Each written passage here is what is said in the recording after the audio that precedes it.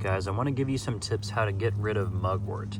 So this is how you identify it. The leaves kind of look like this, and on the back side they have this silvery, kind of like white, almost white silver look to them. They have a kind of just very distinct pungent smell. So as you can see, we laid down some mulch and we put down a kind of barrier that stops feeding weeds, but these all had like a root system down below.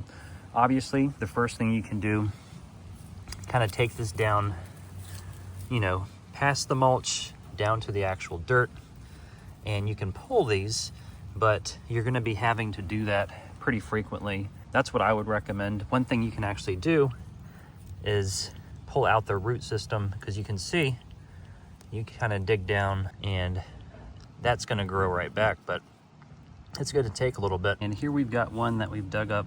This is what the roots look like, and of course even under this there's another root system as well. The root system's not going to have all this food for itself, so one thing you can do also, you could take, say you wanted to cut this, say this was still in the ground like that, you could cut it. This is the cut and paint method, where you could actually, you know, cut that, apply some herbicide there, and that would get down to the root system as well, but that's going to be very laborious.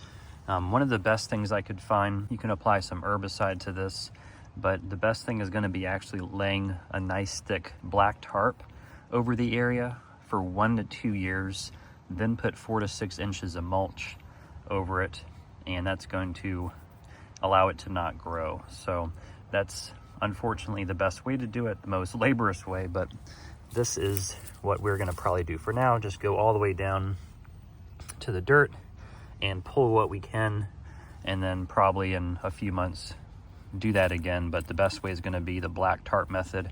There are some herbicide methods too, but this is a very tough weed to kill. But I hope this video helped, guys.